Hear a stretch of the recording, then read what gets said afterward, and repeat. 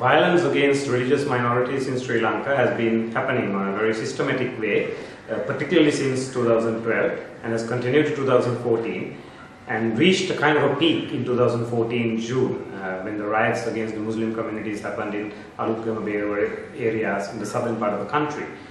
In 2013, we've seen 241 incidences of violence against Muslim community recorded, and 69 incidences of violence against the Christian community.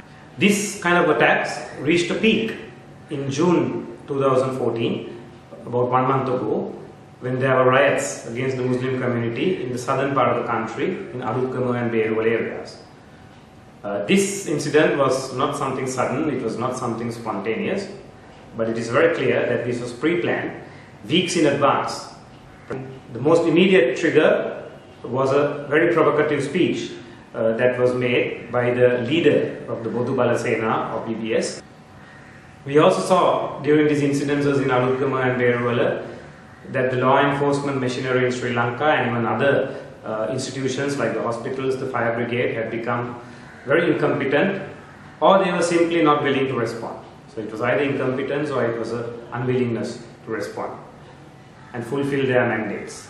So that is why hospitals have refused to treat people who were injured. Thousands of people, they come from Pagama, they came on foot. They come to, again they burned all the shops. I think more than 60-70 shops they burned first day. Those are most of them are Muslims business establishments. After that they went to these electorate Muslim areas. They were attacked the houses, they attacked all the Muslims and Muslim families. They took me up to that Ambagahanda junction. I saw a lot of SDF officers, all with weapons, and police officers also in the jeep. There were reports that most of the people who had come to engage in this rioting was from outside. They were brought in from buses and other vehicles. But there were also reports from residents and affected people that some of them at least were their own neighbors, the people who lived around them. So it seems to indicate a mixture that while the majority of the people who were actually responsible had come from outside these areas, there was some complicity in terms of the people, local people as well. We have to think now, 1 month later, we have to do a kind of a post-mortem of Aluthgama and Beruwala, what's happened. It's a good time to reflect. But one of the main things we have seen in the month after the Aluthgama-Beruwala incidents happened is that the government seems to be intent on pushing the blame to the people who were most affected, the Muslim community. An incident where some Muslim boys have been accused of assaulting the driver or a Buddhist monk has been blown out of proportion and been used as a justification for the tragedy that resulted in at least 4 people being killed and more than 80 being injured and lots of property being totally destroyed and damaged. The senior superintendent of police, Ajit Rohana, who is the police spokesperson, had said that the provocative speech by the Bodu Bala Sena leader was indeed not provocative. But whereas the Director General of the Muslim Religious Affairs Department has gone on record in a report to the Colombo Fort Magistrate, that indeed that speech was very provocative. And it is this speech that appears to have led to the riots that have happened.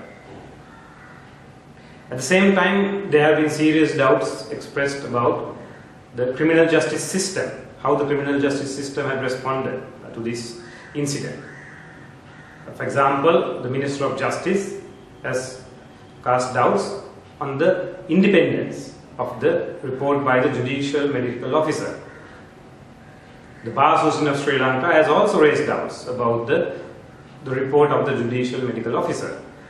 In fact, members of the Bar Association who had gone to these areas to meet people affected and residents of the area had reported that people were killed by shooting, as have been told to them by eyewitnesses.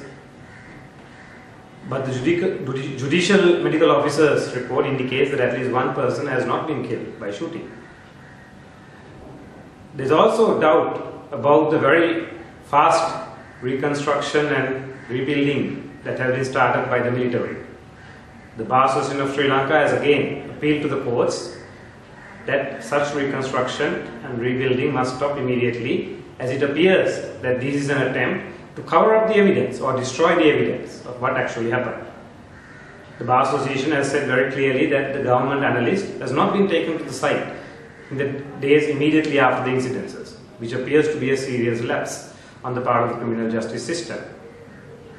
So this raises doubt whether the government, particularly the law enforcement authorities, are actually serious about dealing with the situation, and how the criminal justice system, the government and the law enforcement authorities deals with the situation will have a big impact on preventing such incidences in the future.